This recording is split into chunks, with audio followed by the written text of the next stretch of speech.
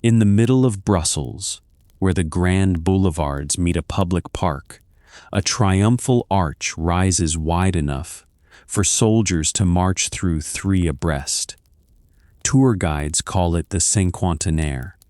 It marks 50 years of Belgian independence. Visitors photograph the bronze chariot on top and rarely ask who paid for it. Belgian taxes did not pay for it. Belgian taxes did not pay for the museum at Tervuren either, built to hold African ivory and African maps. They did not pay for the long, straight boulevard that still runs from the capital out to that museum. All of it came from one source, a stretch of Central Africa larger than Belgium, France, Germany, and Spain combined, belonged for 23 years to a single man as his personal property. Not his country's colony. His property, in the same legal sense as a house or a horse, held in his own name, answerable to no parliament. That man was Leopold, the second king of that name in Belgium. The territory was called the Congo Free State. Free was the one word that never described it. What follows is the story of what he built there, what it cost the people who lived on that land, and how a private kingdom belonging to one man came apart in public view. A channel exists to keep finding stories like this one, across every era power has touched. Anyone who wants the next reign, the next collapse, and the next reckoning can subscribe to Dynasty and Dust. Leopold was born in Brussels in 1835. He was the eldest surviving son of the first king the Belgians had ever had. Belgium itself was barely 5 years old at his birth, a small buffer state stitched together by larger powers who wanted a neutral cushion between France and the German states. Its independence had been guaranteed, not earned through any long national struggle. Its army was too small to defend a border on its own. Growing up inside a country invented by other people's diplomacy seems to have left its mark on the boy who would one day rule it. As a young senator, before he ever wore a crown, Leopold argued again and again that Belgium would stay small and irrelevant unless it acquired territory overseas, the way Britain, France, and the Netherlands already had. He was mocked for it. Colleagues in Parliament called colonial acquisition an expensive fantasy for a country that could not even fill its own army rolls. For years, they were not wrong about the expense. Leopold traveled instead of arguing. Between his 20th and his 30th years, he crossed to Egypt, sailed to India, and toured through parts of China. He studied, at close range, how older empires extracted revenue from distant land and distant people. He read the annual reports of the British East India Company, the way another young prince might read poetry. Each trip left him more convinced of one thing. A colony was not a luxury for a serious nation. It was a requirement, and Belgium's failure to hold one was an accident of history he intended to correct. His domestic life gave him little else to hold on to. He married the Austrian Archduchess Marie Henriette in 1853, a match arranged for its diplomatic value rather than for any warmth between the two of them. The marriage cooled into a formal distance that never really thawed. They had 4 children. Their only son died at 9 years old, of pneumonia, after falling into a garden pond at the royal estate. Leopold never had another male heir. 3 daughters survived him, Louise, Stephanie, and Clementine. Each spent much of her adult life at some distance from her father, in relationships that ranged from cool to openly hostile. Marie Henriette eventually left Brussels to live apart from her husband for long stretches. By most accounts of people who knew him, a man without an heir he trusted, and without a marriage that gave him comfort, had only one project that fully absorbed him. It was not a domestic one. Contemporaries who left descriptions of Leopold in these years, diplomats, cousins, court officials, tend to agree on a handful of traits. He was physically imposing, well over 6 feet tall, with a long forked beard that made him instantly recognizable across Europe's royal courts. He was patient to an unusual degree. He could pursue a single objective across decades of setbacks that would have discouraged most men. More than one observer who worked closely with him judged that he treated people primarily as instruments, useful or useless to a given project, rather than as ends in themselves. That mix of patience and cold calculation would serve him with brutal efficiency once he finally found a project large enough to absorb it. He became king in 1865.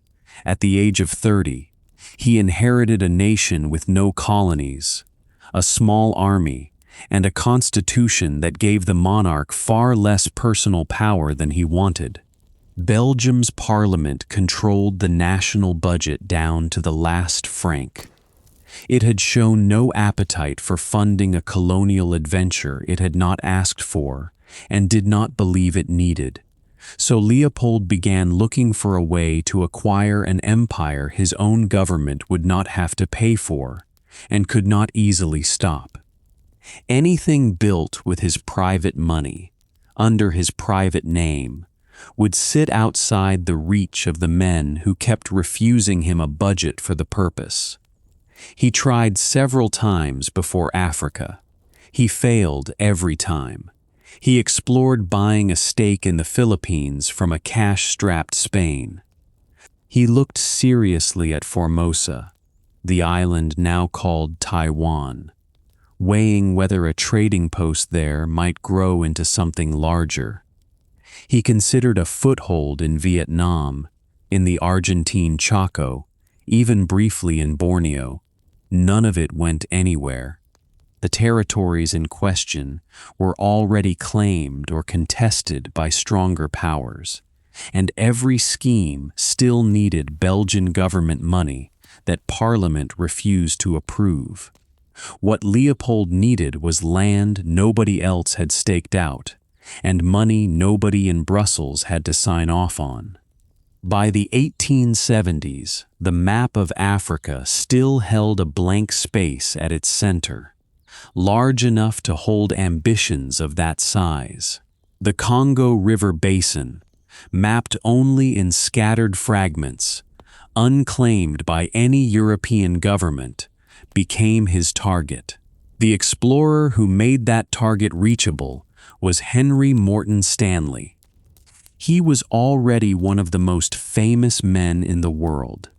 He had found the missionary and explorer David Livingstone deep in East Africa a few years earlier.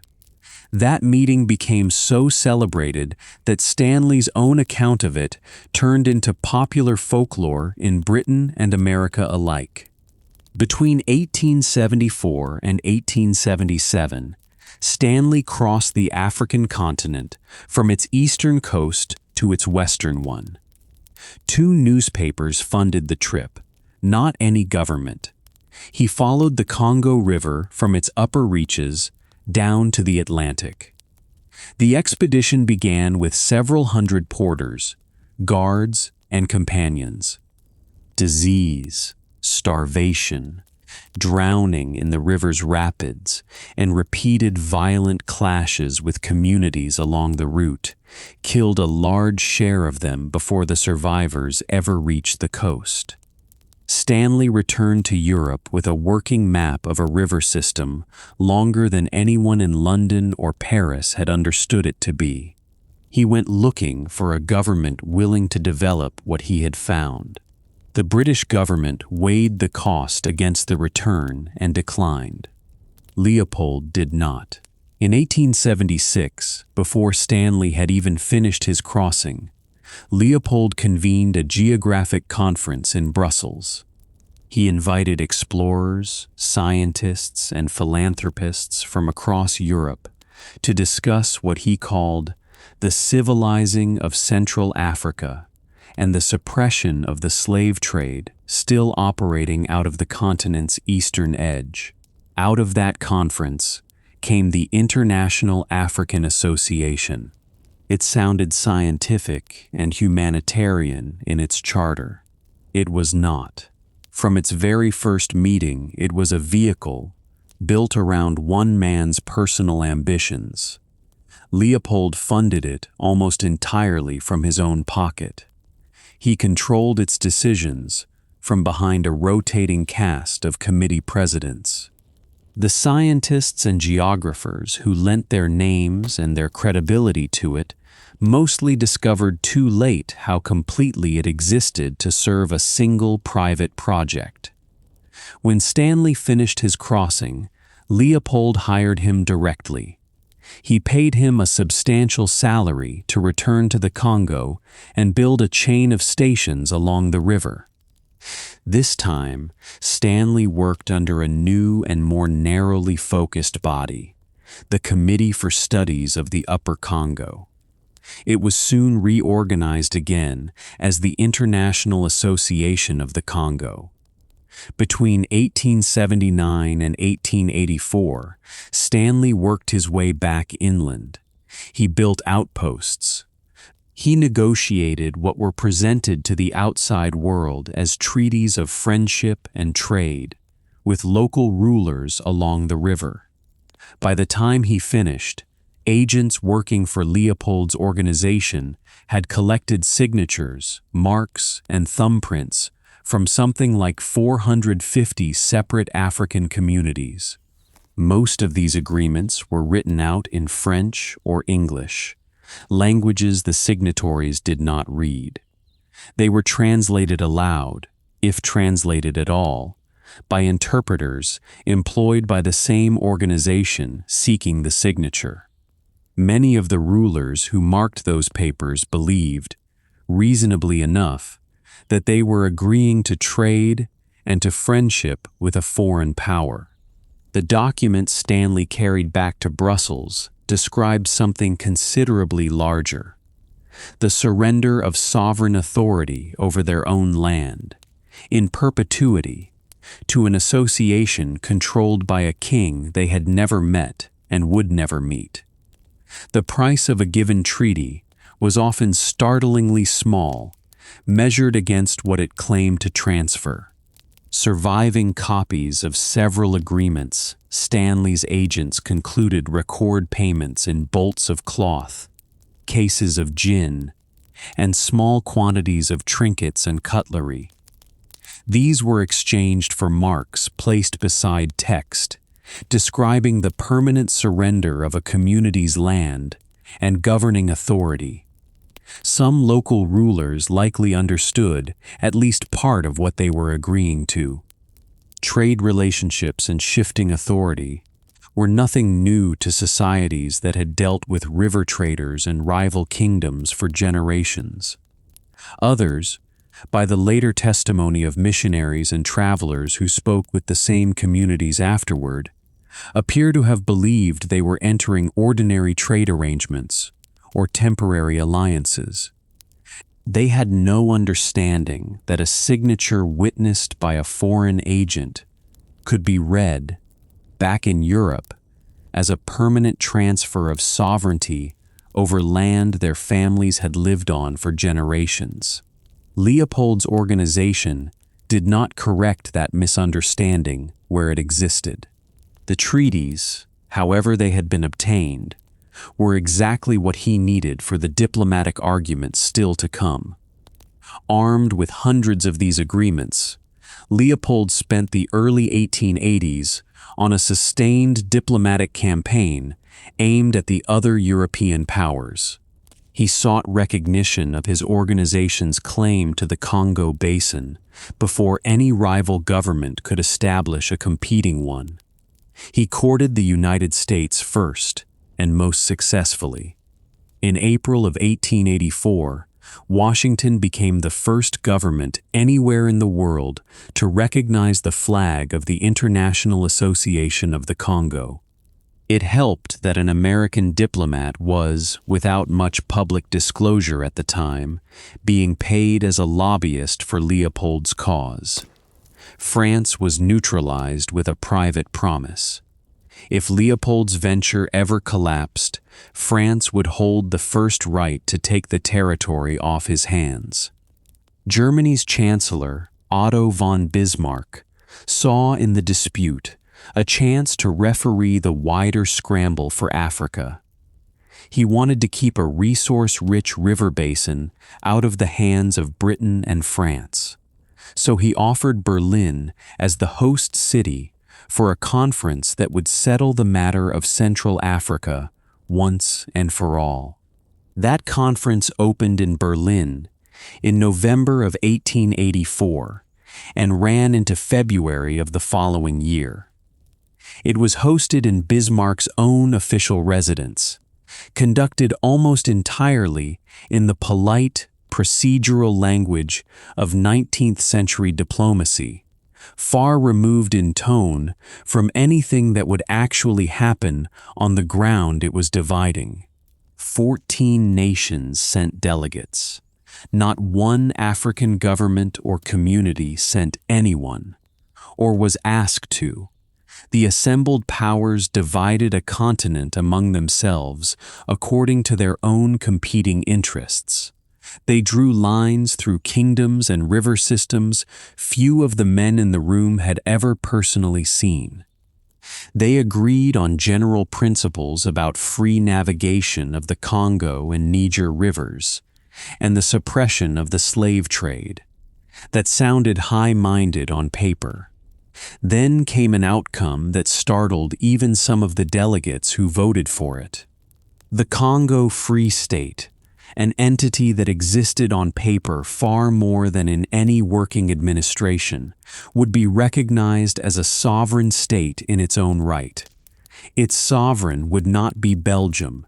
It would be Leopold personally, holding the territory in his own name, bound in theory to the conference's stated principles of free trade and anti-slavery, bound in practice to no legislature, no cabinet, and no voters anywhere on earth. The delegates in Berlin had written a free trade principle into the conference's final act. It was meant to guarantee that merchants from any signatory nation could trade freely within the new Congo Free State, on equal terms. No single power could lock out the others. It was the clause that had made the whole arrangement politically palatable to Britain, France, and Germany in the first place. None of them wanted a rival government building an exclusive commercial monopoly at the center of the continent. Within a decade, once revenue pressure forced Leopold's hand, his own administration would issue decrees that did precisely what free trade was supposed to prevent. Enormous stretches of the territory were closed to any buyer but the state itself. The men who signed the Berlin Act did not anticipate that outcome, or they chose not to look closely enough at the entity they had just created. They failed to notice how easily its founding promises could be reversed by decree, once no outside power was left in the room to object. Leopold had done something no private citizen in the history of European colonialism had managed before him. He owned a country. He did not administer it under a colonial charter, subject to a parliament's oversight, the way Britain or France ran their possessions. He owned it outright. the way a man owns a business or a country estate, with himself as the sole shareholder and the sole authority. The territory covered close to 1,000,000 square miles, threaded by the Congo River and its tributaries. It was home to something on the order of 20 million people, belonging to hundreds of distinct communities and language groups. Not one of them had been consulted about belonging to a Belgian king they would never see in their lives. Leopold proclaimed the Congo Free State formally in the summer of 1885.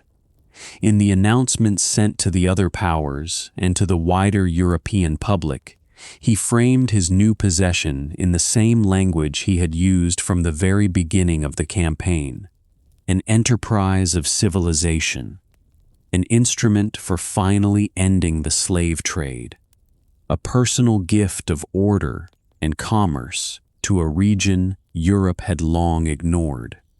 Newspapers across the continent mostly accepted the framing without much scrutiny. Few checked closely. Few independent observers had actually traveled deep into the territory to check it. A story about a benevolent king spending his own fortune to civilize a distant continent was, for European readers in the 1880s, an easier story to print than the alternative. Leopold was praised in print as a monarch of unusual conscience. Newspapers said he had spent his own fortune purely to bring order into what they liked to call the dark heart of Africa. Few reporters asked where a Belgian king, ruling a small country with a modest treasury, had actually found that fortune. Fewer still asked what he expected to get back for it. Belgium itself greeted the announcement with something close to national pride, even though the state's treasury had contributed almost nothing to the venture and would formally own no part of the new territory. Newspapers in Brussels and Antwerp ran celebratory coverage, treating Leopold's personal acquisition as a triumph for the whole country regardless. A small nation was suddenly associated, however indirectly, with an empire on the scale of the larger powers that had spent centuries building theirs. Leopold encouraged the association without correcting the underlying confusion.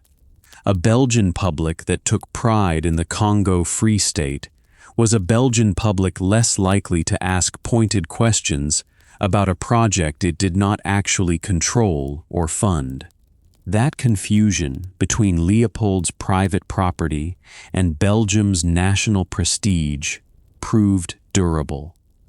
It shaped public opinion for the following 2 decades. It is part of why, when the reckoning finally came, so many Belgians experienced it as a blow to national honor, rather than as the correction of one man's personal conduct. What existed on the ground in 1885 was almost nothing: a handful of river stations, a small mixed force of European officers and African conscripts, more useful for planting a flag than governing a territory the size of Western Europe. There were no functioning courts worth the name, no established trade beyond ivory, collected in modest quantities along the upper river, and no source of revenue anywhere close to what Leopold had already spent acquiring and defending his claim. He had won the diplomatic argument in Berlin. He had not yet found a way to make the Congo Free State pay for itself, let alone fund the fortune and the monuments he already imagined building with it back home. The first tool he reached for was law rather than force, though the two would soon become difficult to tell apart. On the 1st of July in 1885, weeks after the state's proclamation, Leopold's administration issued a decree declaring all vacant land within the territory the property of the state. On its surface, this sounded like an ordinary land registry measure. In practice, the decree defined vacant land as any land Africans did not physically live on at that moment. That meant the vast majority of forest, hunting ground, and fallow farmland across the entire basin. Villages kept the ground their houses stood on. Everything else, including the wild rubber vines and elephant herds that had sustained those same communities for generations, now belonged on paper to a king in Brussels. For several years, that decree changed less than it might have. Bankruptcy loomed instead. The Congo Free State remained close to bankrupt through the last years of the 1880s. It was kept alive by loans from the Belgian state and by Leopold's own dwindling personal funds. Its revenue still came mostly from ivory bought or bartered from African hunters and traders, not from direct force. That began to change in 1891 and 1892, when a new set of decrees went further than the original vacant land measure ever had. Ivory, rubber, and a tree resin called copal, found anywhere on state land, no longer belonged to whoever gathered it.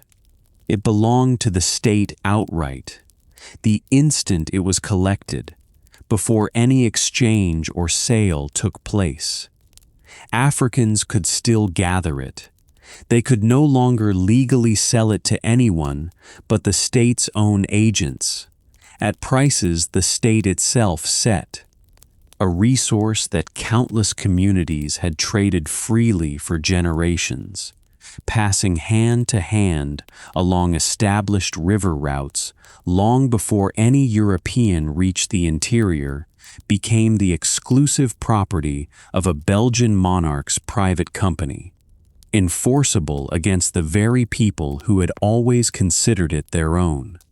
Before that shift, the money crisis had grown serious enough to threaten the whole project. By 1890, Leopold's personal treasury was nearly empty. He turned to the one government he had spent years keeping at arm's length and asked Belgium for help. Belgium's parliament granted an interest-free loan of 25 million francs. In return, it took something Leopold had never intended to give up: the right, if it chose to use it, to annex the Congo Free State outright in 1901. He had no better option. He also began looking, from that year forward, for a way to make the territory profitable enough that Belgium would never need to use the option at all. Rubber gave him exactly that reprieve. It arrived just in time, turning a near-bankrupt personal colony into one of the most profitable private ventures the world had ever seen. When 1901 came, Belgium's parliament did not use its option. It kept the right on paper, but dropped the fixed date, leaving the question open rather than closed. Enforcing decrees like that, over an area the size of Western Europe, needed more than river stations and a flag. It needed enforcement quickly, since every month of delay was, from the perspective of Leopold's Brussels accountants, simply revenue the state was failing to collect from resources the law had already declared its own. In 1886, Leopold ordered the creation of a permanent armed force, the Force Publique, and sent a Belgian army officer, Captain Leon Roget, to build it from almost nothing. Its officer corps was entirely European, a mix of Belgian regulars and mercenaries from half a dozen other countries, drawn by pay, adventure, or both. Its rank and file, at first, was almost entirely not Congolese at all. Of the first 2,000 soldiers recruited, only a small fraction, roughly 1 in 20, came from within the territory itself. The rest were hired from Zanzibar and from the Hausa-speaking regions of the central Sudan, men with no particular loyalty to the people they would soon be sent to police. That composition shifted through the early 1890s as the administration turned increasingly to conscription, filling district quotas assigned to village chiefs under threat. By the middle of the decade, Congolese conscripts made up the majority of the force, a private army raised to enforce a private king's private property claim over land its own soldiers had, in most cases, no ancestral connection to whatsoever. One outside witness reached the territory in this early window, between the vacant land decree and the rubber boom that would soon dwarf it. George Washington Williams, an American writer, lawyer, and Civil War veteran, traveled through the Congo Free State in 1890. He came in part out of admiration for the civilizing mission Leopold's supporters had advertised across Europe and America for a decade.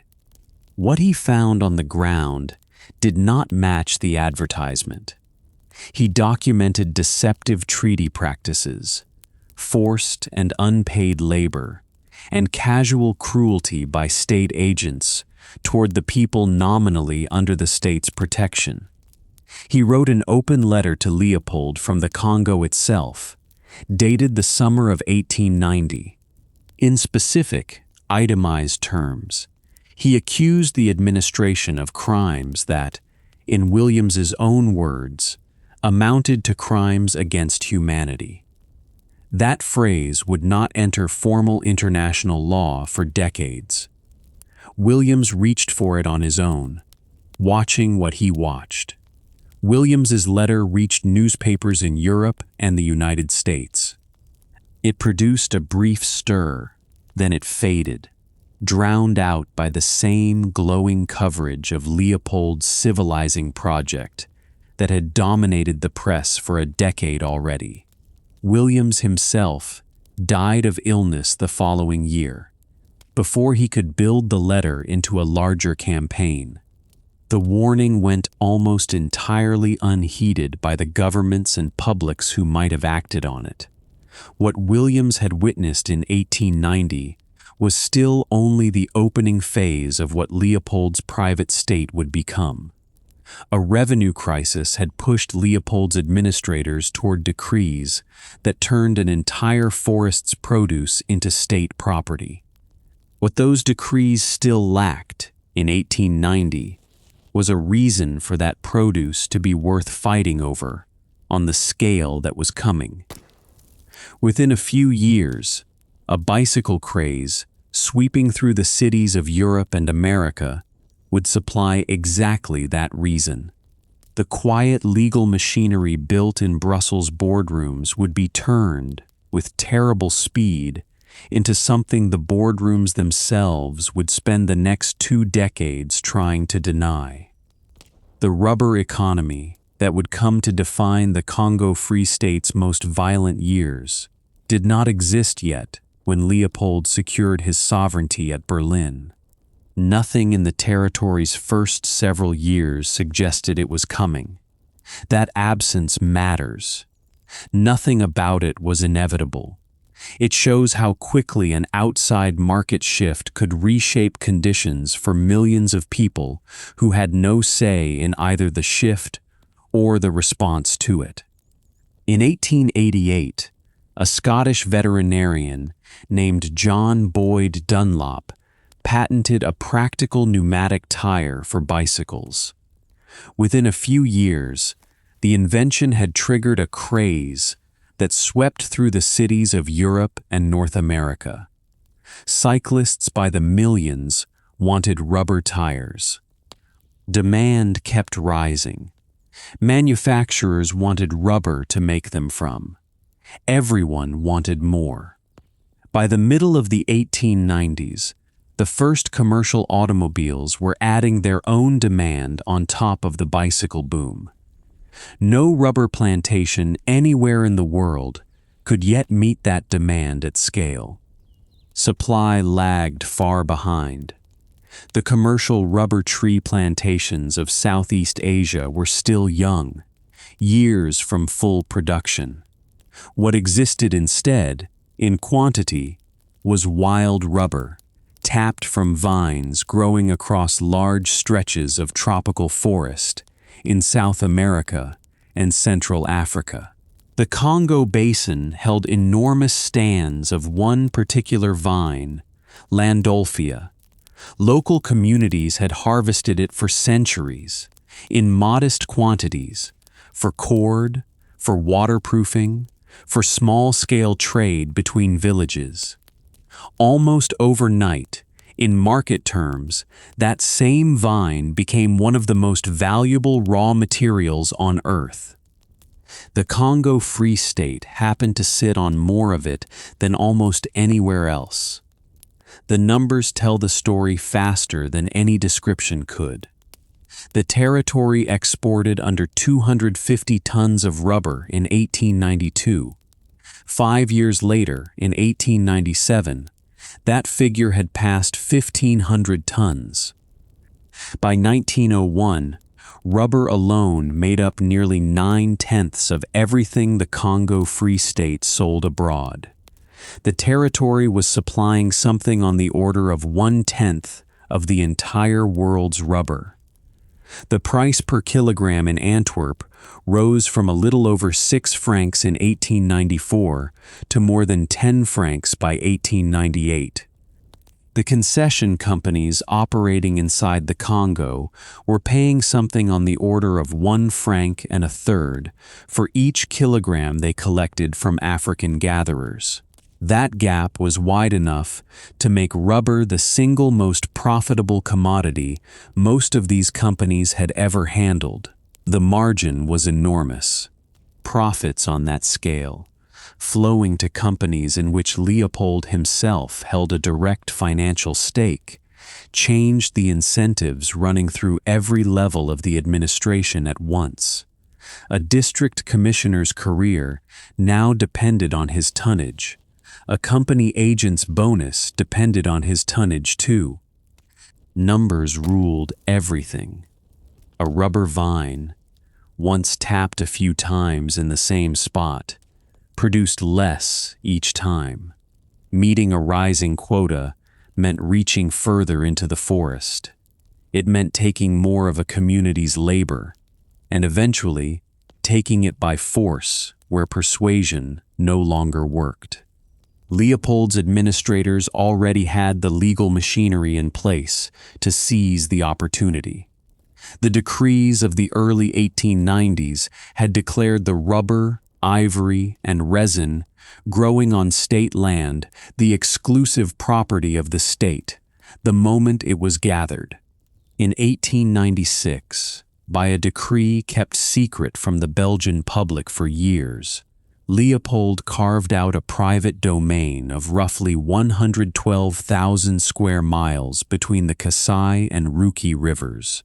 It was run separately from the rest of the territory, answerable to him alone.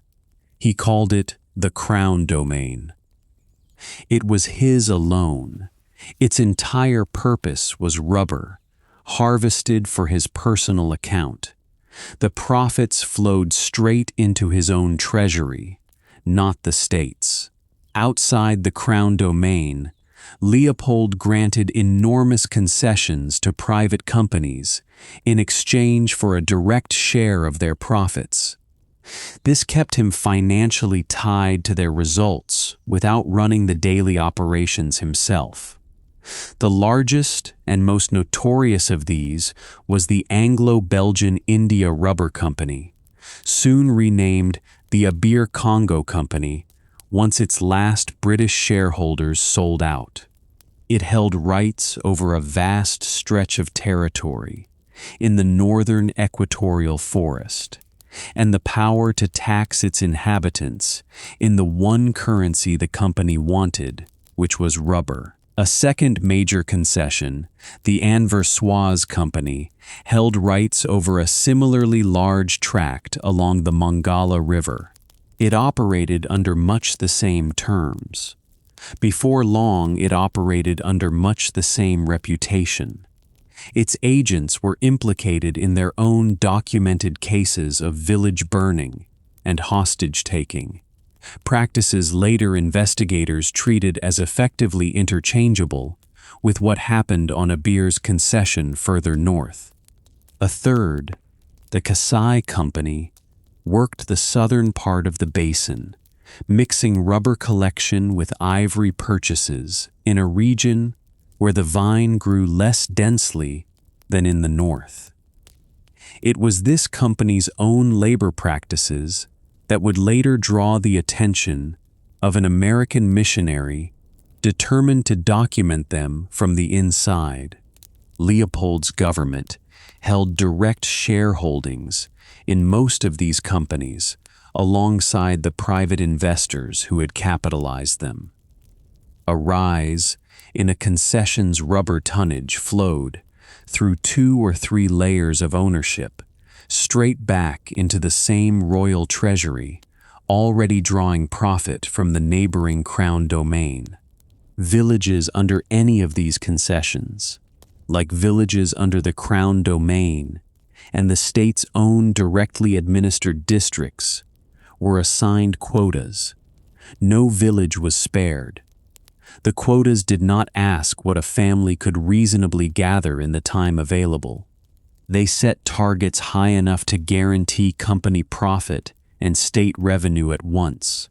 They left the method of meeting those targets to company agents and Force Publique officers on the ground, hundreds of miles from Boma or Brussels, with almost no oversight from anyone above them.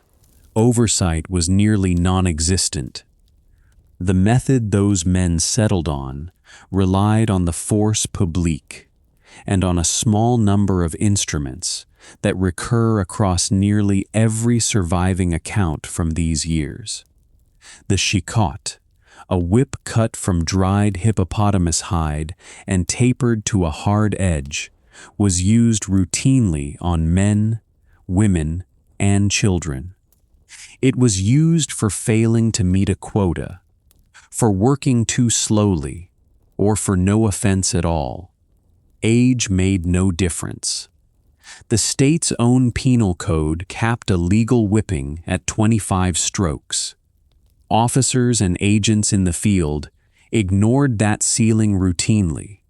A sentence of 100 strokes was common enough to appear repeatedly in surviving disciplinary records, 4 times the legal limit, and rarely questioned by anyone with the power to stop it. A beating on that scale routinely killed the person receiving it, particularly children. The paperwork rarely called it a killing. It rarely called it anything at all. Villages that fell far enough behind on their quota were burned outright. Homes went up in flames. Their people were driven into the surrounding forest with nothing, to rebuild from scratch somewhere the state's agents might or might not find them again.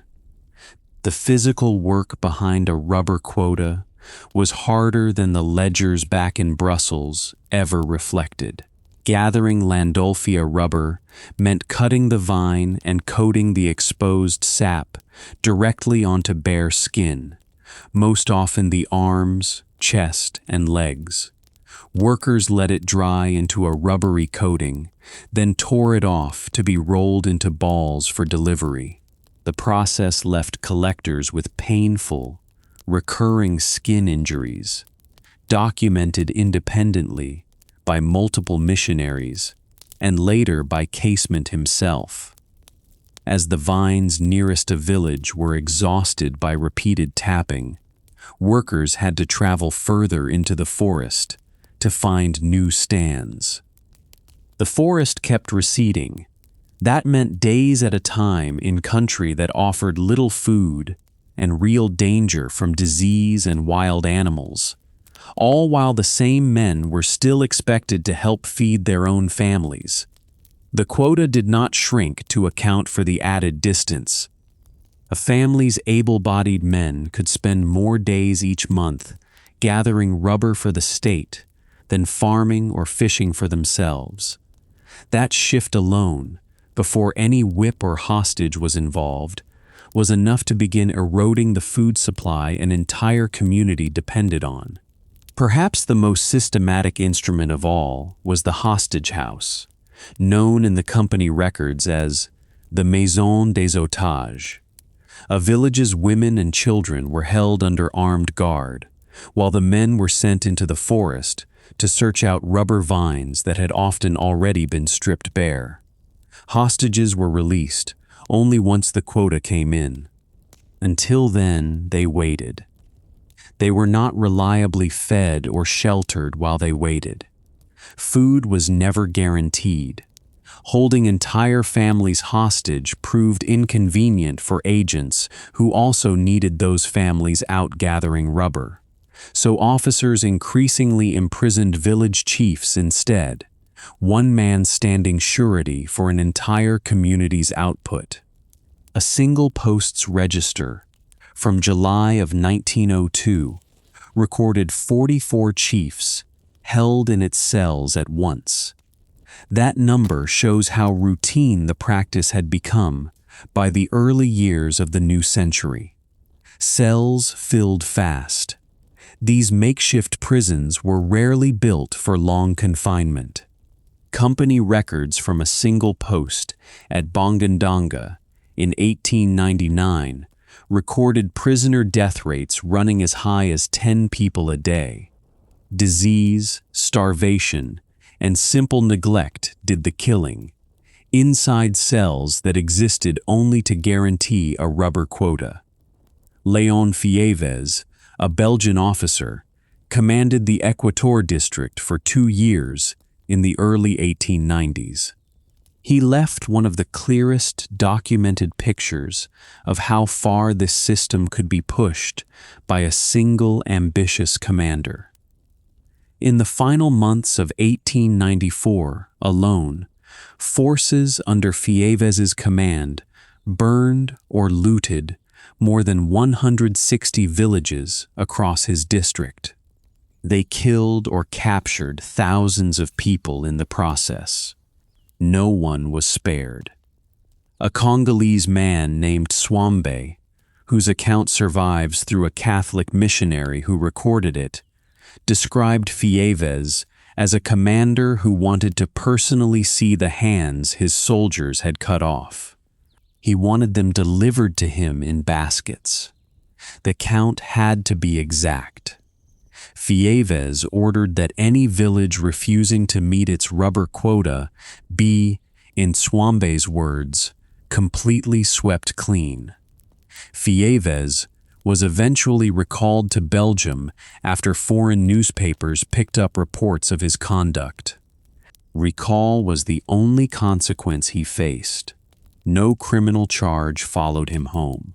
No trial ever came. He lived out the rest of his life in Belgium without further sanction. A private citizen again, in the same country that had quietly funded and licensed everything he had done. Impunity of this kind was not limited to how the state and the concession companies treated Congolese subjects. It extended, on at least one well-documented occasion, to how the administration treated a European who crossed its commercial monopoly.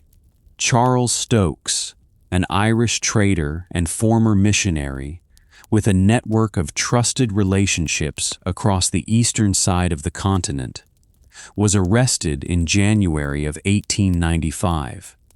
The arresting officer was Hubert Lothair, and the charge was selling arms to an African leader the state considered a rebel. Lothair held a brief field proceeding, convicted Stokes, and had him hanged within hours. Neither British nor Belgian law would have recognized the proceeding as valid. The execution of a British subject produced a diplomatic crisis. Lothaire was tried twice, first in the Congo itself and then in Brussels.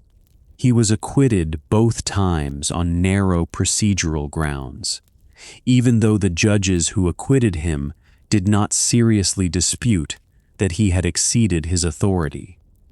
The Congo Free State ultimately paid an indemnity to the British government and to Stokes's family, a sum in the range of 200,000 francs combined. Money settled it quietly.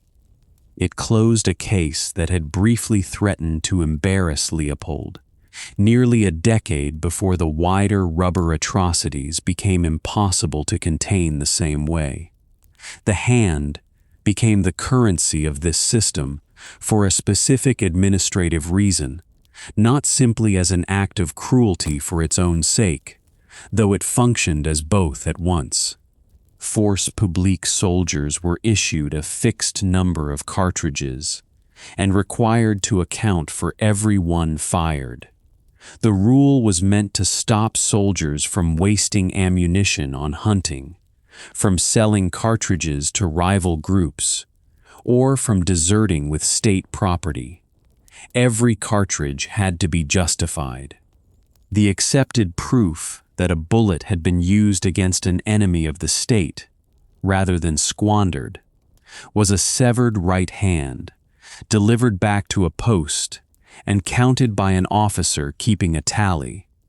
Soldiers under pressure to produce hands did not always take them from the dead. Sometimes they wanted to satisfy an officer. Sometimes they wanted to conceal a wasted or misused cartridge. Fear drove the count. Multiple documented accounts, gathered independently by missionaries, colonial officials investigating their own service, and later by British and Belgian inquiries alike, describe hands severed from people who were still alive. Sometimes it was a substitute punishment, when a rubber quota went unmet, and no one had actually been shot that day at all. Baskets of hands, smoked over fires to preserve them for the journey back to a post, became a documented feature of quota enforcement across multiple districts and multiple companies. It was not an isolated atrocity, confined to one commander or one company's practice.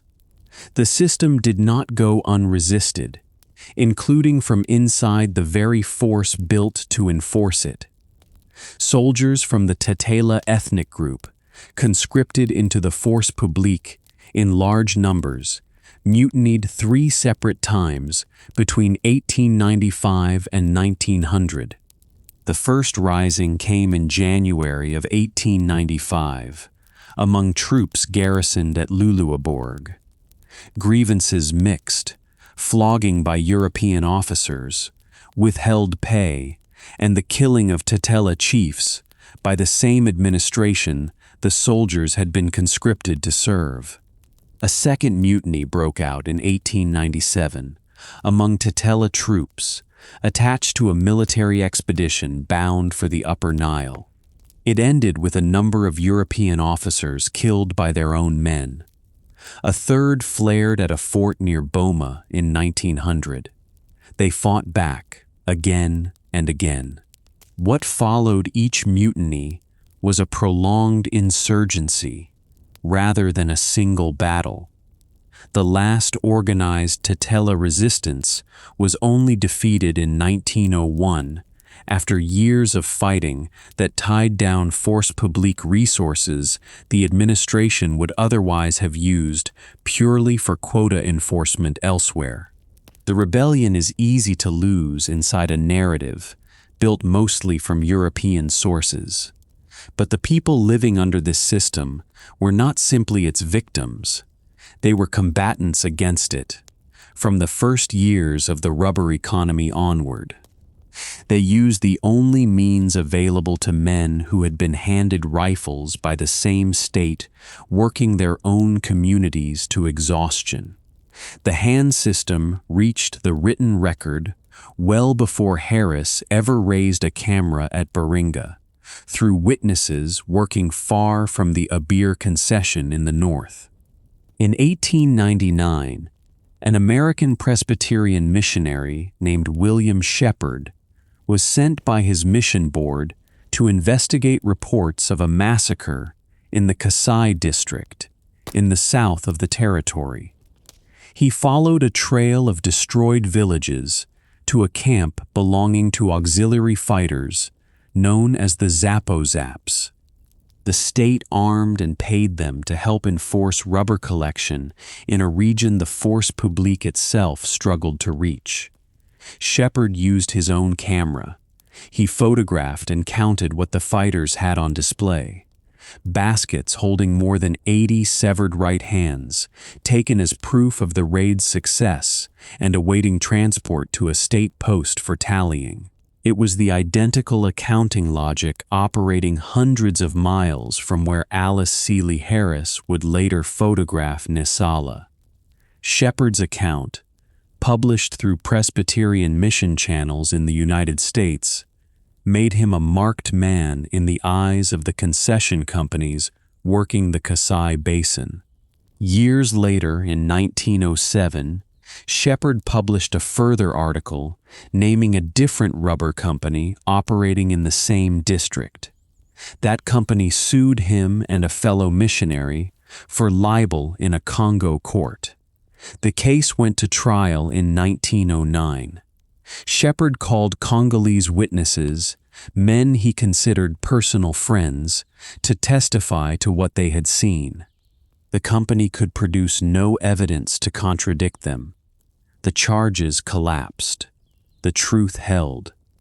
One case, among many thousands never photographed or recorded by name, became the single image most responsible for finally making the system impossible for the outside world to ignore. In the district of Nansongo, in the village of Wala, a rubber quota assigned to the community went unmet in the early days of May in 1904. Armed sentries, employed by the Abir Company, arrived to enforce the shortfall. In the resulting violence, a woman and her 5-year-old daughter were killed. Her name was Bowali.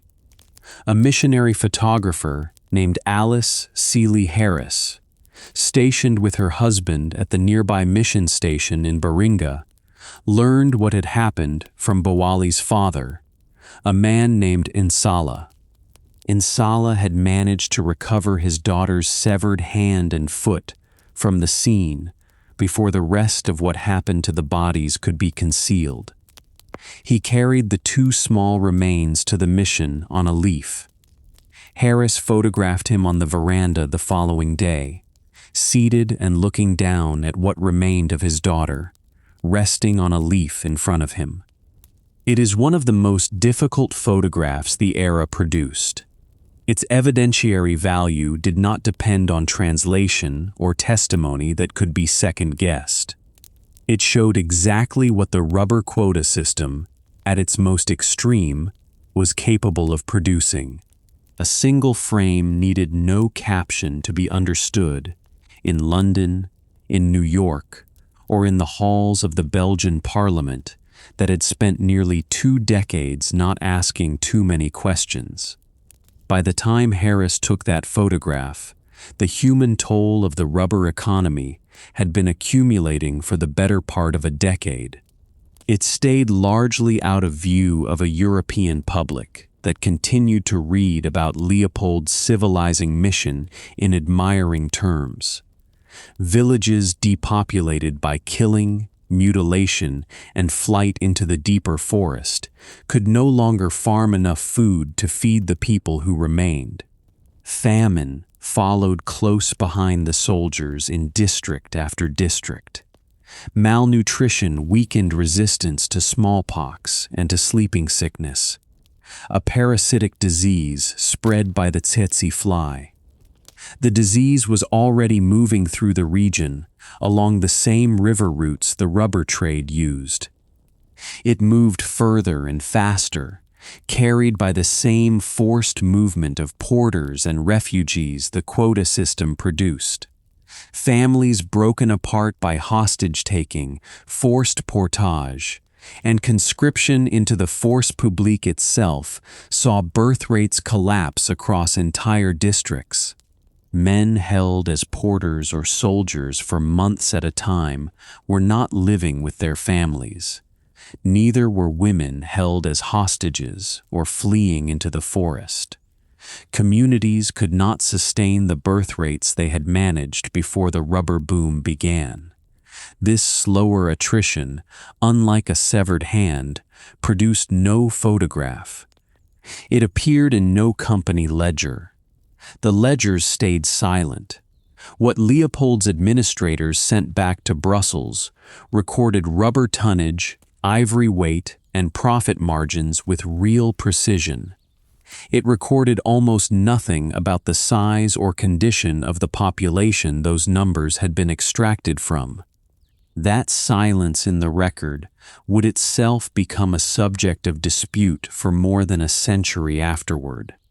Word of what was happening did not stay entirely contained inside the territory, even before Alice Seeley Harris developed her photographs. Missionaries of several denominations, working stations scattered across the basin, had been writing home for years about hostage-taking, mutilation, and killing.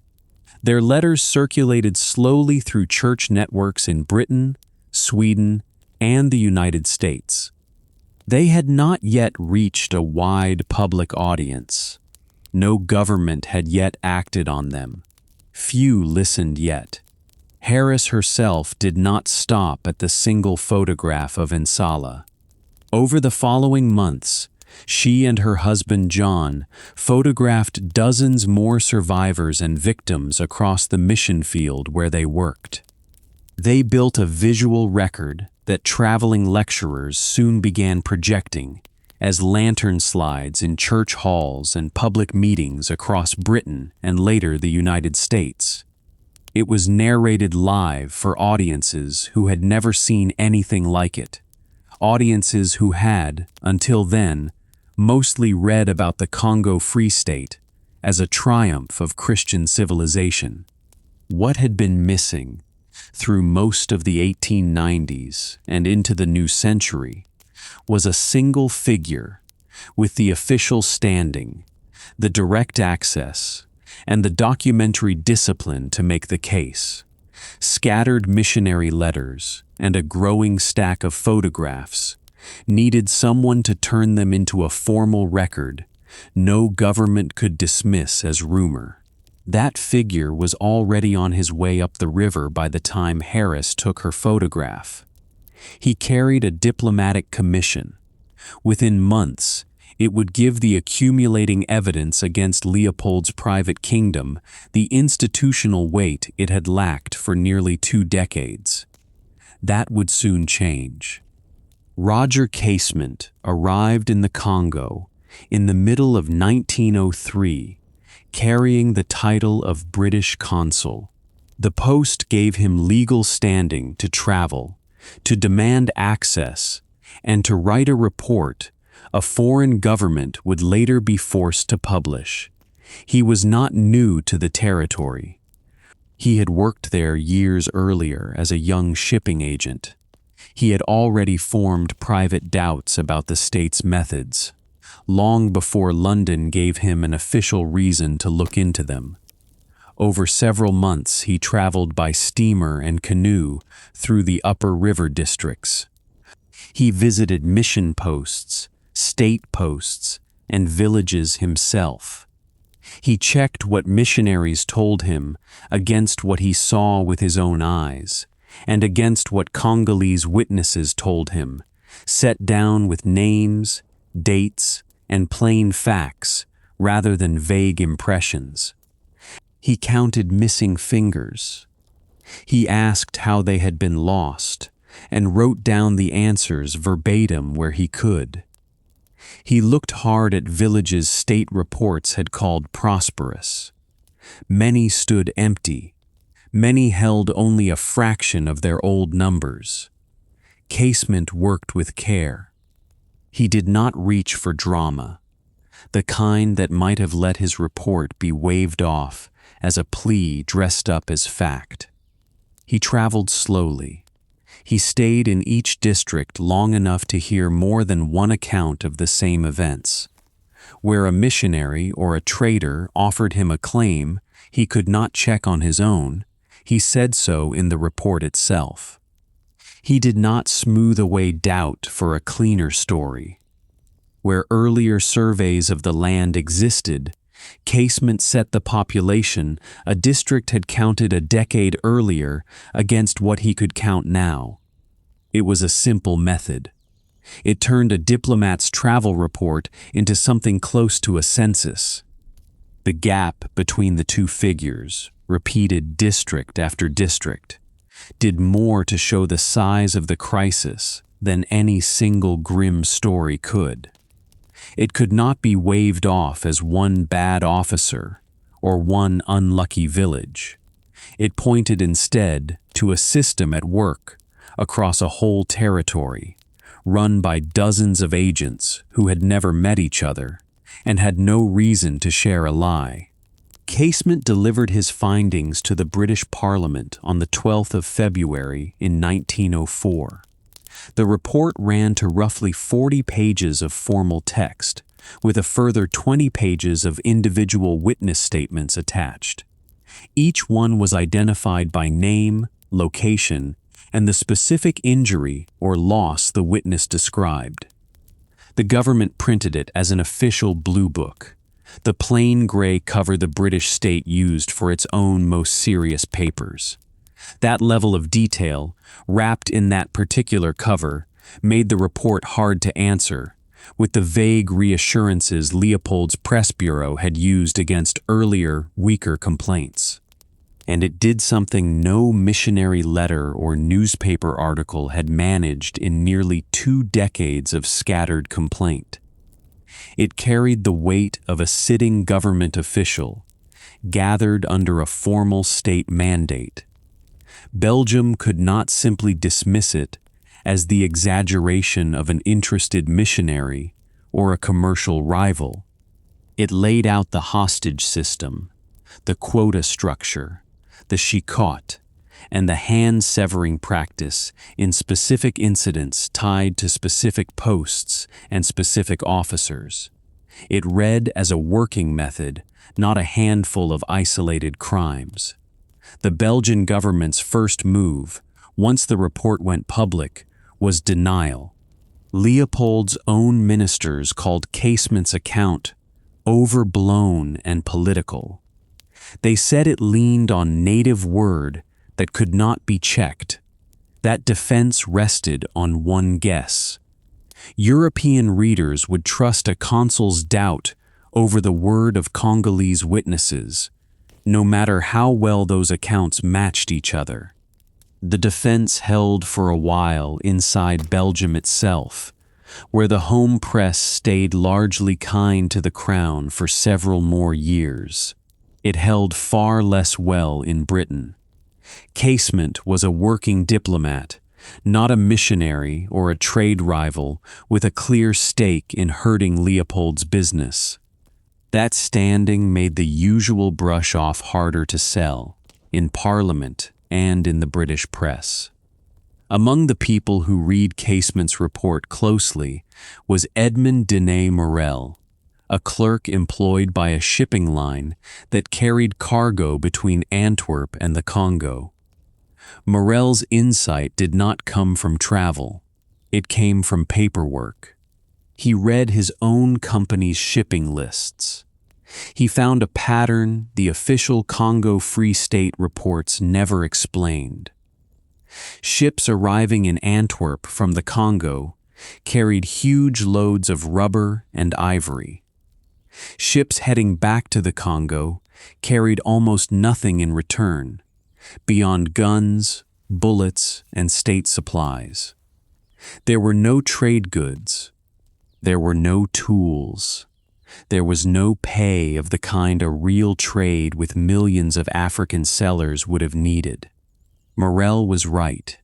What the Congo Free State called trade was not trade at all, not in any normal sense. Rubber and ivory left the land as tribute, taken by force, not goods bought in a market. The guns coming back paid to enforce that theft, not to reward anything the Congolese people had agreed to sell. Morel had reached his conclusion years before Casement's report gave it official weight. He worked alone at first, with no institutional backing beyond his own employer's ledgers and his own growing conviction. He kept tallying convoy after convoy through his own company's Antwerp office. He found the same imbalance every time he checked it. Cargo going out that no honest trade could account for, and cargo coming back that only an occupying force would need. He wrote to newspapers under his own name through the late 1890s, largely without effect. A shipping clerk's arithmetic carried nowhere near the authority of a British consul's signed report. Once Casement's findings became public, the two men recognized in each other a natural partnership. One was a diplomat with evidence he could not personally spend years publicizing. The other was a campaigner who had already built the analytical case, but lacked the standing to make it heard. Morel left his shipping company. With Casement's early encouragement and financial support, he founded the Congo Reform Association in 1904. The association ran a campaign unusually sophisticated for its era. It published pamphlets built around specific named cases rather than general accusations. It organized public lectures across Britain and later the United States, many using the same lantern slide technology that had already carried Alice Seeley Harris's photographs into church halls. Images of severed hands and burned villages appeared on screens in front of audiences who had, until then, known the Congo Free State only through Leopold's own advertising. The association lobbied members of parliament directly. It supplied friendly newspapers with verified material. It coordinated with American reform societies and church groups to build pressure on both sides of the Atlantic at once. The writer Mark Twain lent his name and his pen to the cause. In 1905, he published a biting satirical pamphlet, written in Leopold's own invented voice, defending the indefensible in terms designed to make the defense sound as monstrous as the practice itself. The author Arthur Conan Doyle later added his own polemic, published in 1909, laying out the accumulated evidence for a general readership. Leopold did not sit still while his reputation came under sustained attack. He had been managing his public image for the entire life of the Congo Free State. He had run what amounted to a private press bureau since the earliest complaints in the 1890s. He placed favorable articles in friendly newspapers across Europe. He funded an organization called the Federation for the Defense of Belgian Interests Abroad. He published his own periodical, titled, with a directness that verged on self-parody, The Truth About the Congo. His counter-campaign leaned heavily on images of bridges, mission schools, river steamers, and plantation agriculture. It presented the territory as a showcase of European improvement, not a machine for extracting rubber under threat of mutilation. The bulletin ran photographs of the same infrastructure repeatedly across multiple issues: schools with a handful of uniformed pupils, a single stretch of railway track, a mission chapel with its congregation posed outside it. These were presented as representative of conditions across a territory the size of Western Europe. They were, in fact, carefully selected exceptions. Readers who saw only the bulletin, without also seeing Harris's photographs or reading Casement's report, could reasonably have concluded that reform campaigners were inventing a crisis out of whole cloth. That was precisely the comparison the Reform Association worked hardest to force into the same rooms, the same lecture halls, and eventually the same newspapers. Morel put the analytical case he had built from shipping manifests into 2 full-length books that became the campaign's most durable intellectual foundation. The first was King Leopold's Rule in Africa, published in 1904, the same year as Casement's report. The second was Red Rubber, published in 1906, its title borrowed directly from the material at the center of the whole crisis. Both books built their arguments from documented fact rather than rhetoric alone. They drew on official Congo Free State reports, parliamentary papers, and the letters of travelers and missionaries that had been circulating in fragments for years. For the first time, these materials were assembled into a single sustained case a general reader could follow from opening page to conclusion. Twain's pamphlet worked through satire. Harris's photographs worked through direct visual shock. Morel's books worked through accumulation. Page after page of citation designed to make the pattern impossible to wave away as a handful of isolated incidents. Reform pressure was never a purely British phenomenon, even though Casement and Morel supplied its most visible leadership. Missionary societies in Sweden had staffed Congo stations since the 1880s. They had been writing home about abuses for nearly as long, and their letters fed the wider case. American church denominations, mobilized in part by Sheppard's own Presbyterian Mission Board, raised the issue with Washington directly. German and French newspapers were slow to get involved. At first, it looked like an internal Belgian matter. In time, they too ran translated pieces of Casement's findings, alongside their own comment. The campaign that finally forced Brussels to act was never a single nation's project. It was assembled, piece by piece, out of missionary letters, shipping ledgers, consular reports, and photographs, gathered across 4 or 5 countries by people who had mostly never met each other in person. Leopold answered in kind. He hired lobbyists in multiple countries to cultivate friendly politicians and journalists. He encouraged friendly travelers, chosen and often escorted along carefully managed routes, to publish accounts contradicting the growing case against him. Twain's pamphlet worked by a specific rhetorical trick that reviewers of the period noticed immediately. Twain did not describe Leopold's Congo from the outside in the voice of an outraged observer.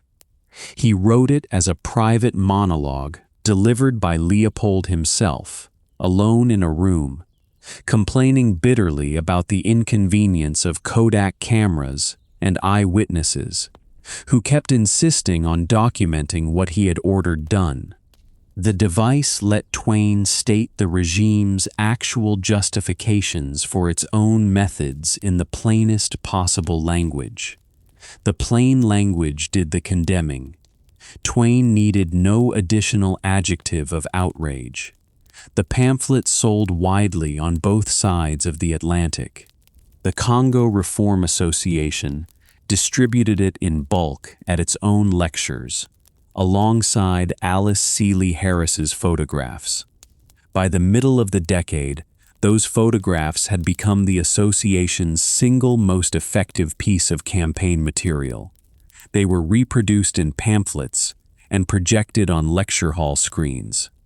Friendly newspapers found them harder and harder to caption in Leopold's preferred language of civilization and progress. Facing mounting pressure that his own press bureau could not fully contain, Leopold made a calculated concession in the autumn of 1904. He appointed a commission of inquiry of his own, staffed by 3 jurists, a Belgian, an Italian, and a Swiss. He sent them to the Congo to investigate the allegations directly, between October of that year and February of the next. Neither Casement nor Morel expected much from a commission whose members owed their appointments, directly or indirectly, to the very monarch whose rule they had been sent to judge. What the commissioners actually found surprised even some of Leopold's own advisors. They spent months in the territory, rather than paying a token courtesy visit. They heard testimony under conditions Leopold's government could not fully stage manage, no matter how carefully it had chosen the men doing the listening. The commission traveled to many of the same districts Casement had visited. It heard testimony from missionaries, state officials, and Congolese witnesses. Its report, delivered in 1905, confirmed most of the pattern Casement had already described. It laid out the quota system, the hostage-taking, and the raids launched against villages that failed to deliver. Its language was more cautious than Casement's. Its conclusions were somewhat softer at the edges, shaped by commissioners inclined toward diplomacy rather than condemnation. But a commission, hand-picked by Leopold himself, had still confirmed the essential facts his own defenders had spent a decade denying. That fact proved far harder for Brussels to explain away than any single missionary's letter had ever been. Leopold's own commission changed the shape of the fight inside Belgium itself. For years, Belgian politicians had been content to treat the Congo as the king's own business. Good for the odd bad headline, but no claim on the state budget or the state's conscience. They could no longer hold that line once their own king's own judges had backed up the foreign charges. Socialist and liberal members of the Belgian parliament had raised scattered objections to Leopold's Congo policy for years, with little effect. Now their case was backed by proof the government itself could not deny. The debate in Brussels shifted, gradually and unevenly, across the following 3 years. It moved from whether the stories out of the Congo were true to what Belgium itself should do about it. World opinion now treated the Congo as a national embarrassment, not a royal triumph. Emile van der Velde, a socialist member of the Belgian parliament, had been raising objections to Leopold's Congo rule since before Casement's report gave those objections outside corroboration. He became the most persistent domestic voice, pressing the issue from inside the political system itself. He argued, at one point, for an international tribunal to examine the conduct of the Congo Free State directly. Leopold's government worked hard to head off that proposal, precisely because it would have placed the king's own conduct, not only his administrators, under formal judicial scrutiny. Van der Velde did not succeed in getting his tribunal. He succeeded, over several years of sustained parliamentary pressure, in keeping the Congo question in front of Belgian voters and legislators.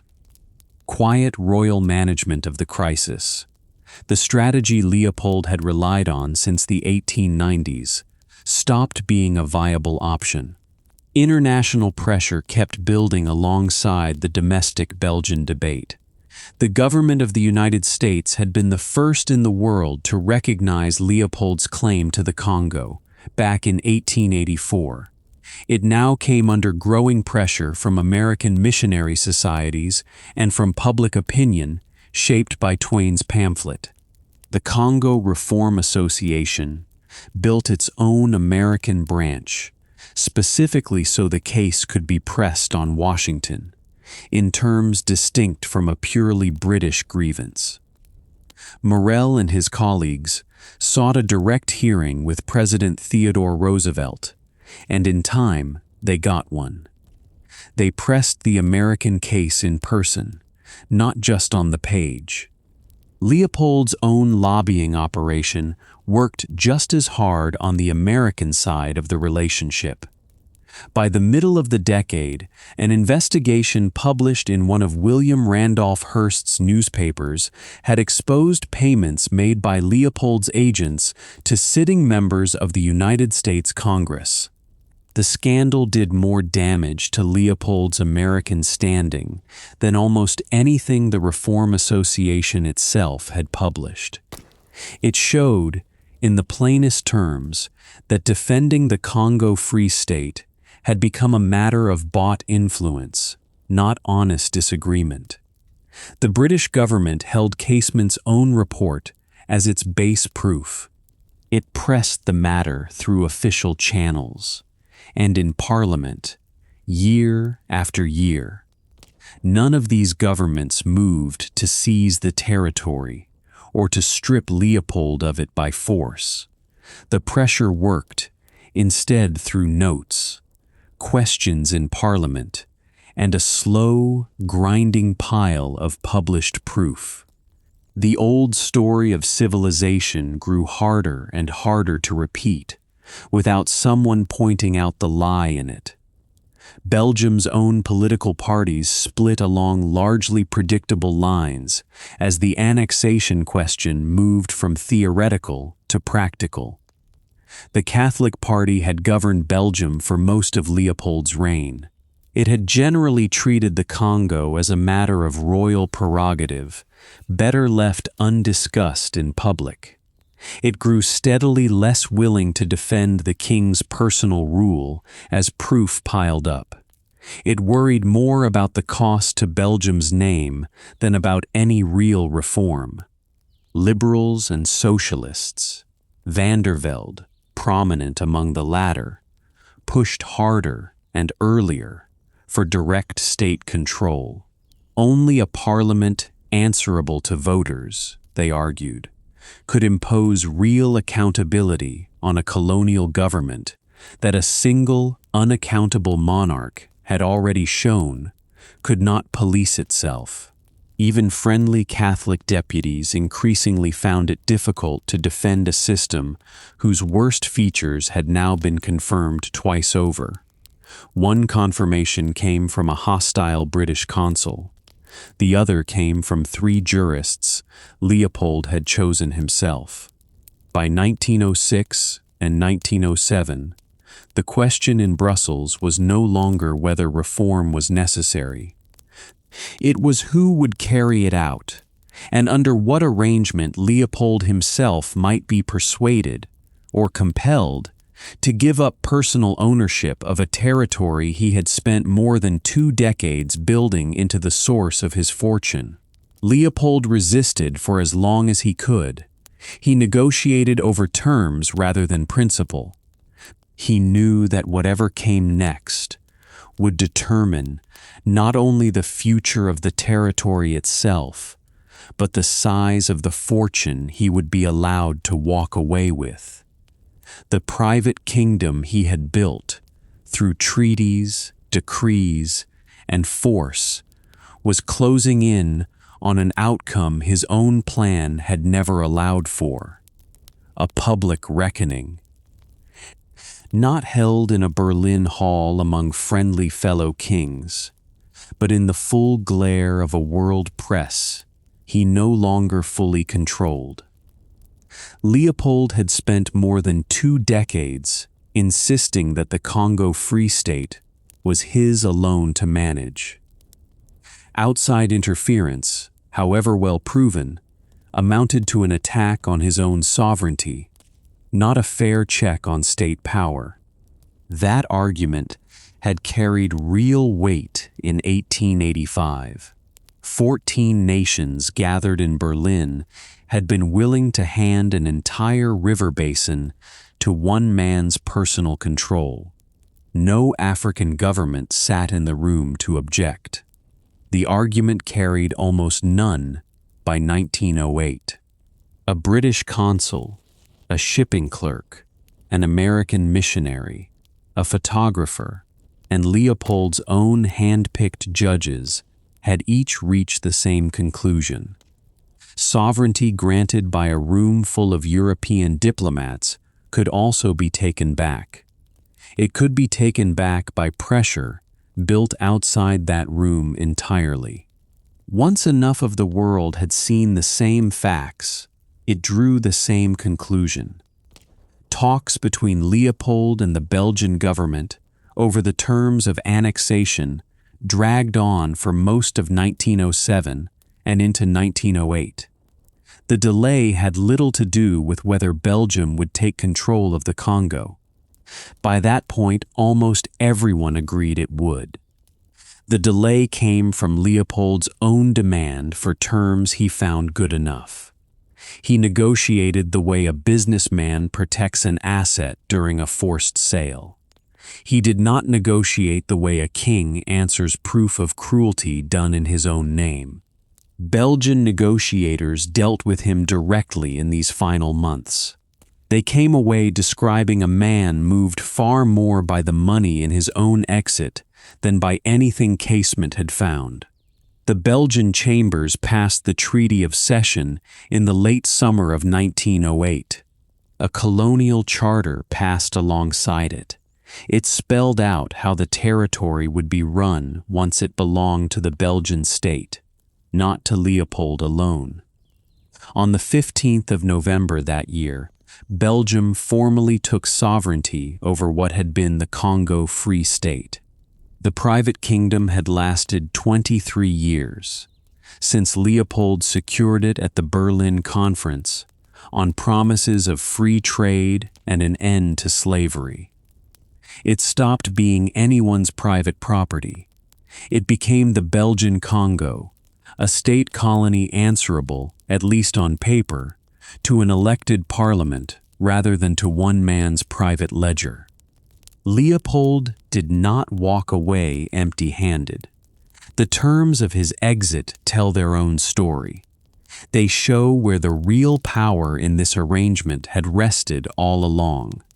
The Fondation de la Couronne, the crown entity through which he had spent his Congo profits on his Brussels building program, was shut down as part of the deal, but Leopold secured payment for giving it up first. The Belgian state also advanced him tens of millions of francs during the talks themselves. Historians differ on the final tally. What Belgium paid him, in loans, settlements, and direct payment combined, is put at a sum somewhere near 50 million francs.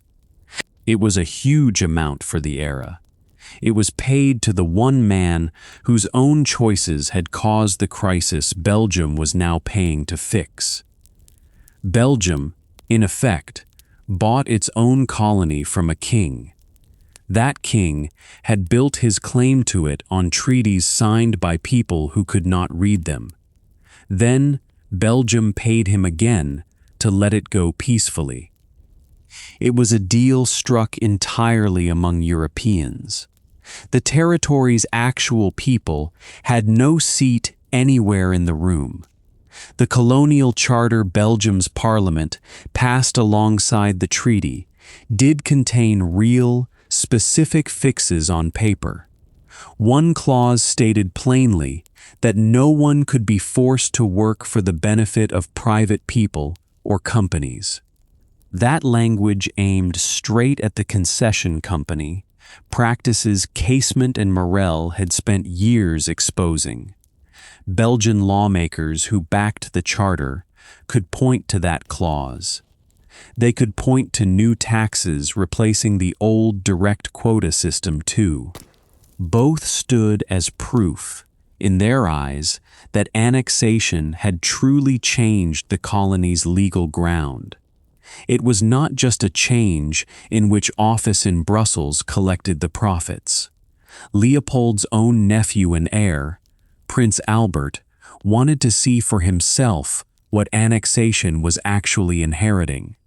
In the spring and summer of 1909, in the months just before Leopold's death put him on the throne, Albert traveled through the Belgian Congo himself.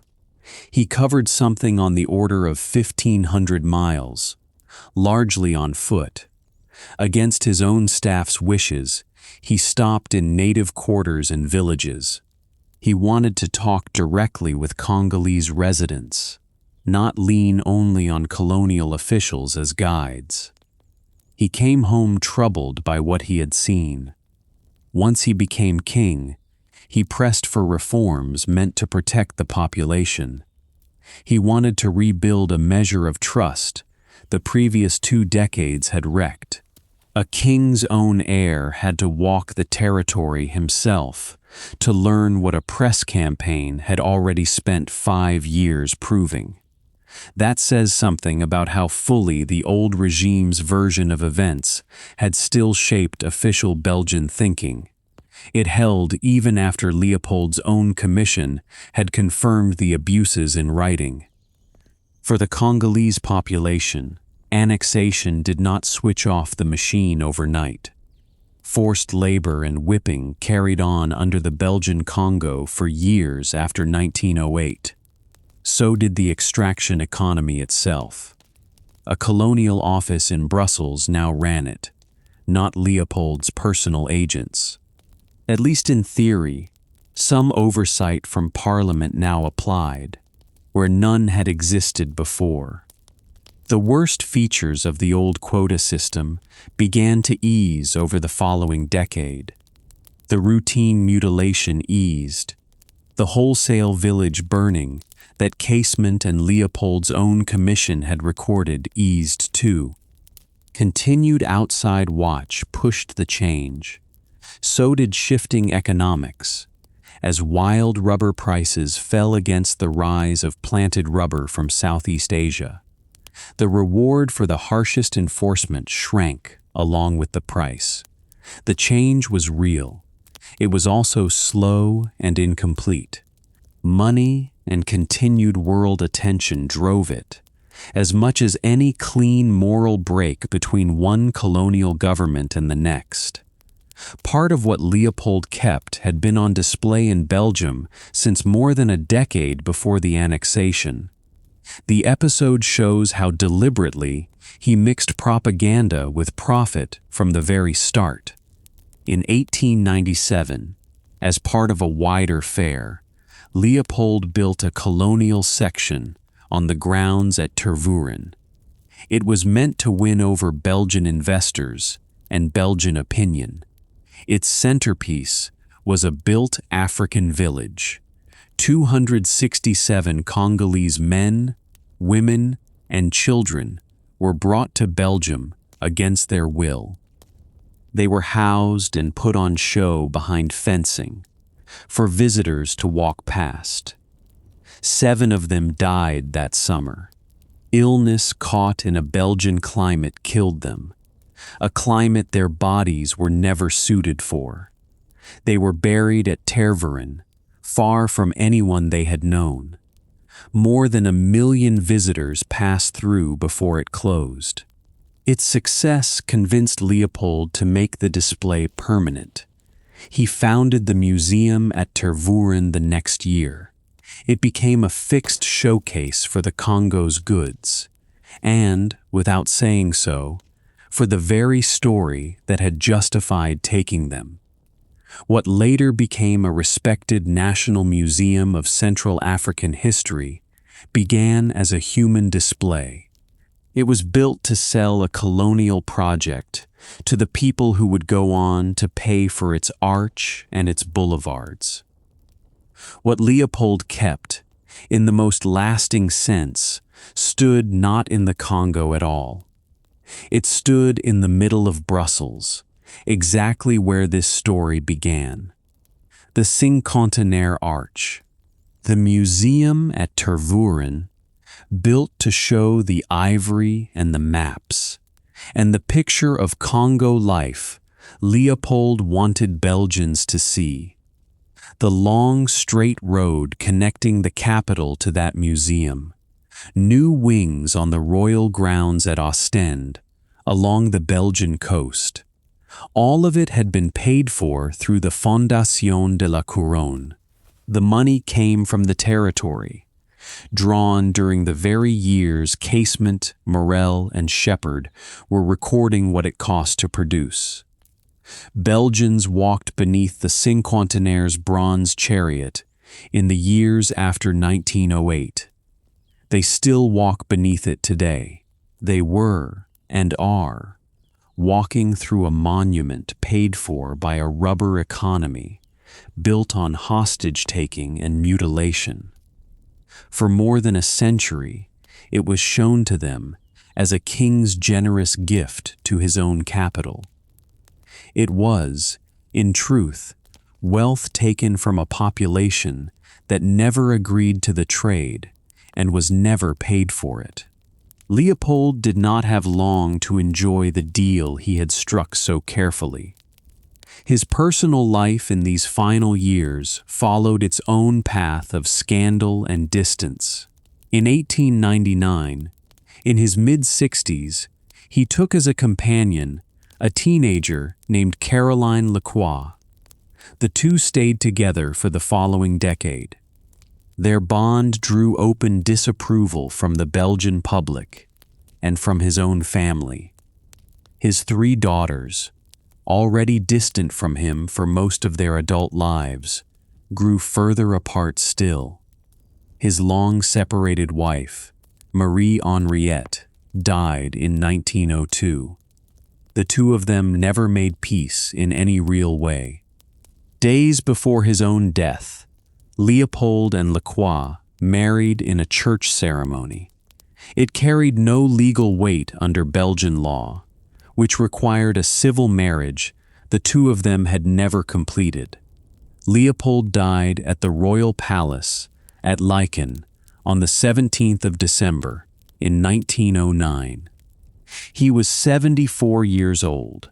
He had reigned 44 years, longer than any other monarch in Belgian history, before or since. By the time of his death, he had grown deeply unpopular with the Belgian public. It was not chiefly for the Congo horrors, which many ordinary Belgians still understood only in outline. It was for the scandal of his life with Lacroix. It was for the sense that he had spent freely on himself, while Belgium's own troubles went unattended. When his funeral procession moved through the streets of Brussels, crowds along the route booed openly. More than one witness recorded the moment, and it was widely reported at the time.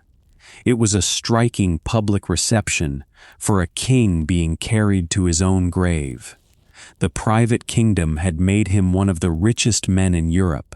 It had also made him, by the end, one of its most resented rulers.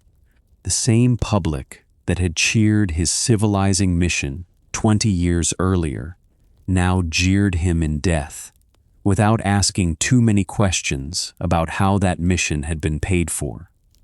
The dispute did not end at the graveside.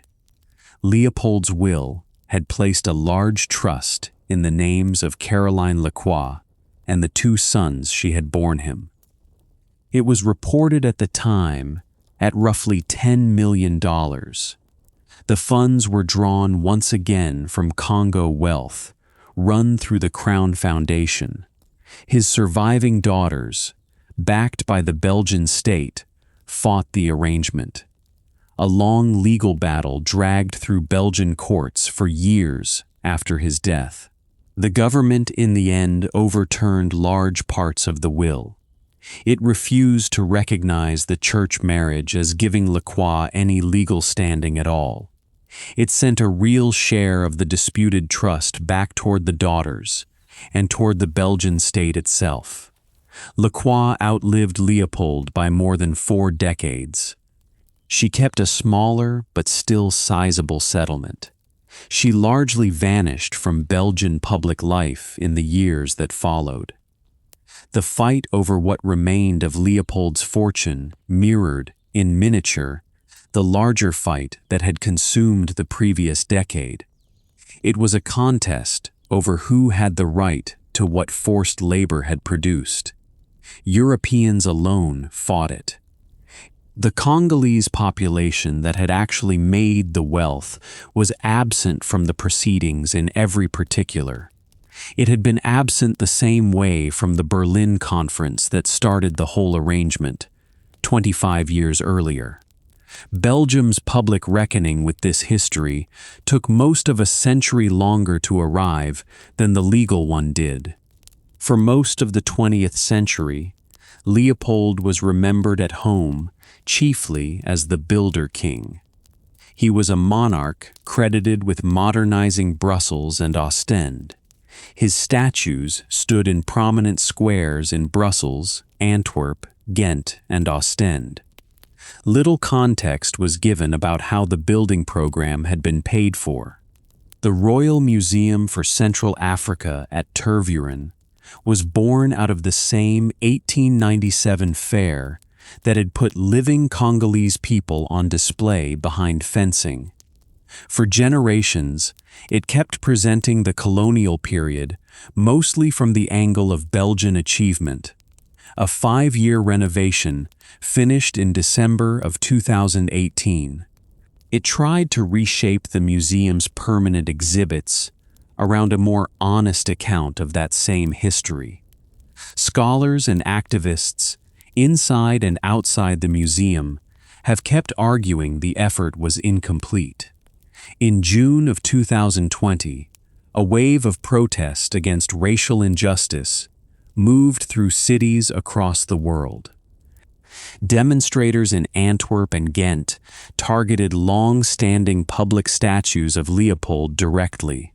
City officials in both places took them down. Belgium's reigning king, a direct descendant of Leopold's own family line, issued a formal statement that year. He voiced regret for what he called acts of violence and cruelty carried out under his ancestors' rule. It was the closest any sitting Belgian head of state had come to a direct admission of the Congo Free State's human cost. 2 years later, he traveled to Kinshasa himself. In June of 2022, at the National Museum there, he handed the Congolese president a large ceremonial mask taken from the Suku people during the colonial period. He called it an indefinite loan rather than an outright return. He again spoke of deep regret. He again stopped short of a formal apology. Congolese critics said as much at the time. One opposition senator wrote that regret alone could not answer for the crimes Belgium had committed. Regret is not repair. A loan is not a return. A loaned mask is not a settled account. Belgium's parliamentary debate over the annexation terms itself ran for weeks. Deputies argued over the payment figures. They also argued over how much power the new colonial charter should grant the Governor-General in Boma against the ministry in Brussels. It was a dry dispute.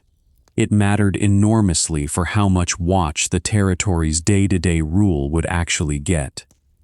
The final charter split the difference, the way legislative deals usually do. It gave the colonial ministry formal power. It left real practical room to officials on the ground. That was the same structural gap that had let Force Publique officers and concession agents work with so little accountability under Leopold's own rule. Reform campaigners in Britain and the United States watched from outside. They called the charter a real improvement over one man's rule, but an incomplete one. They pushed for continued outside watch of the colony, well past the formal handover in November. The question of exactly what that system cost in human terms has never been fully settled. The honest record requires saying so plainly, rather than picking the largest available number for effect. Casement's own 1904 report put the death toll at roughly 3 million since the late 1880s. He worked it out from population counts made district by district. Later historians pushed the estimate higher. Peter Forbath, writing decades afterward, put the figure at a minimum of 5 million. Adam Hochschild's 1998 history of the period remains the most widely read account in English. Hochschild arrived at close to 10 million. That figure was roughly half of his own estimate of the territory's population in 1885.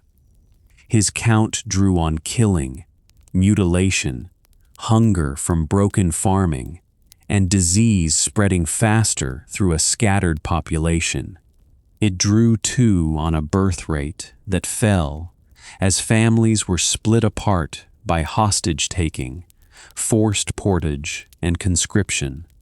Modern historians surveying the full body of work describe estimates spanning as widely as 1 million to 10 million. That range is wide. It reflects not carelessness, but the plain absence of solid population counts for most of the territory before the rubber economy began. It reflects real, ongoing disagreement, too, about how much of the population loss traces directly to violence versus to the disease and hunger that violence set moving. Whether the full pattern meets the modern legal meaning of genocide remains, in the same way, a live scholarly argument, not a settled verdict. Most historians describe a system built for profit that produced mass death as its result.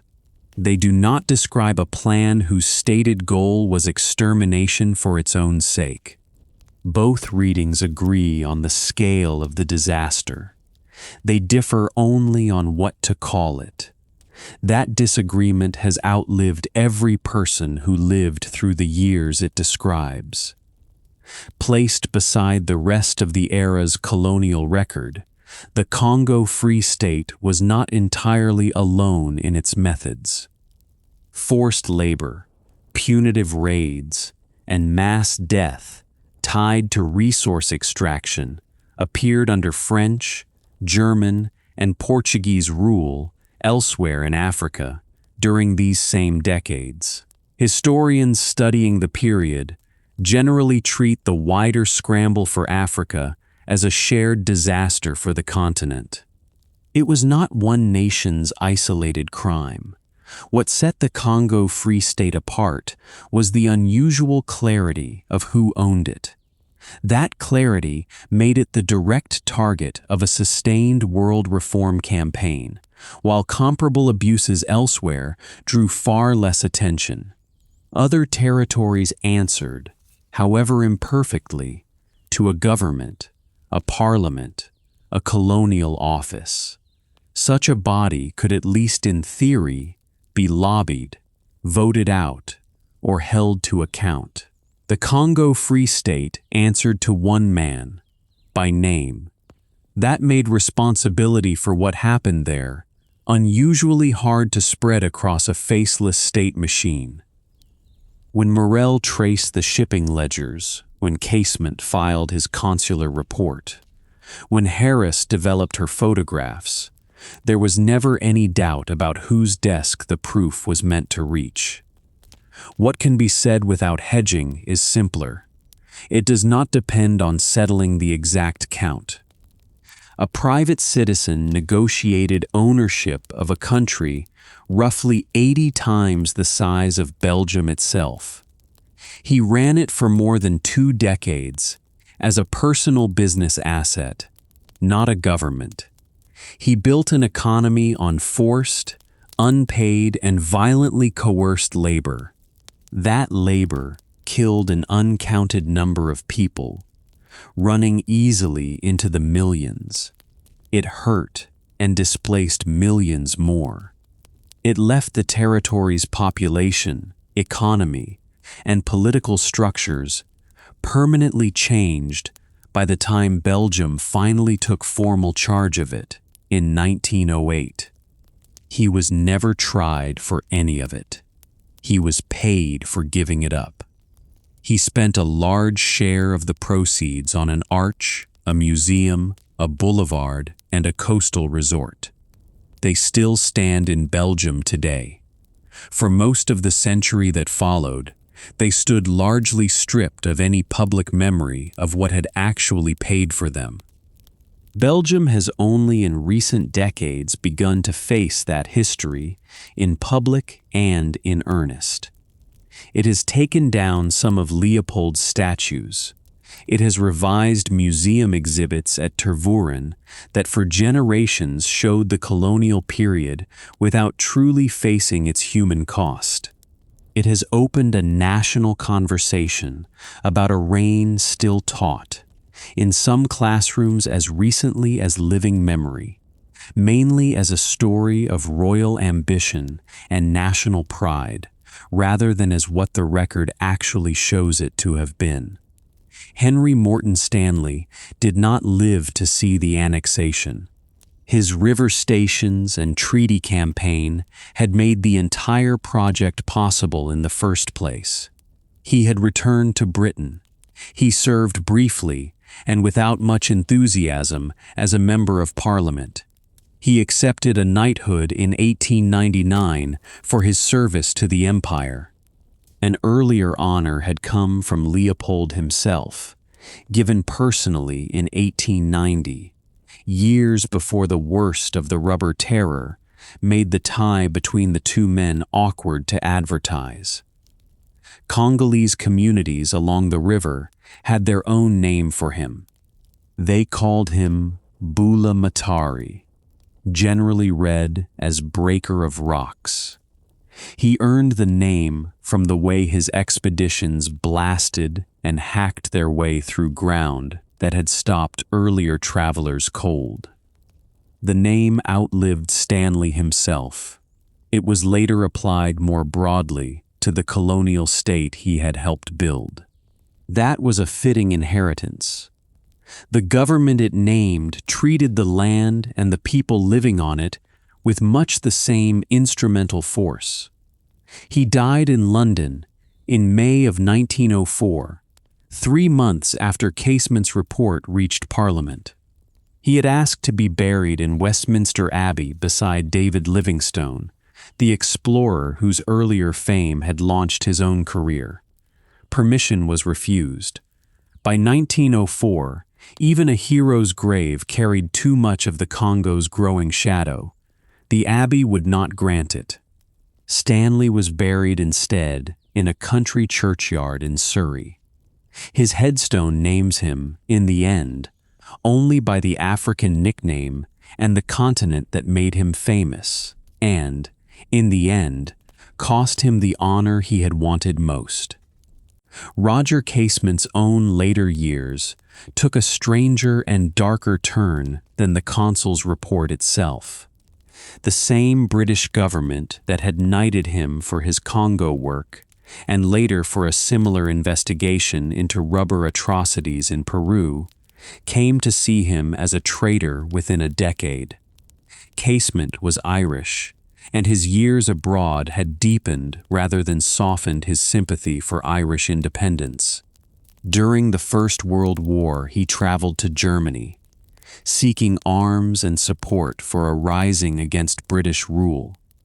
He landed back in Ireland from a German submarine in April of 1916, days before the Easter Rising began, and was arrested almost at once. He was tried and hanged for treason in August of that year. the man whose careful counting of Congolese villages had once carried the full weight of the British state, was killed by that same state within 12 years. His admirers and his critics have argued over that fact ever since. Each side tends to read his life through a different half of it. Alice Seeley Harris's photograph of Nessala and his daughter's remains outlived every argument made about how to read it. The original print now belongs to the archive of Anti-Slavery International in London. That organization succeeded the society that helped fund and pass around Harris's original lantern slides. The image still appears in museum shows, textbooks, and films made more than a century after it was taken. It still does largely the same work it did in 1904. It stands in for a scale of loss that resists being caught any other way.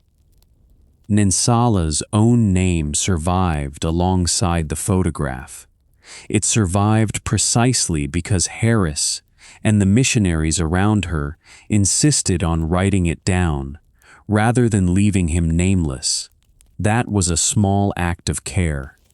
Most of the era's horrors never received it. That absence, repeated across an entire territory for more than 2 decades, is a large part of why the exact death toll still cannot be fixed with any real precision.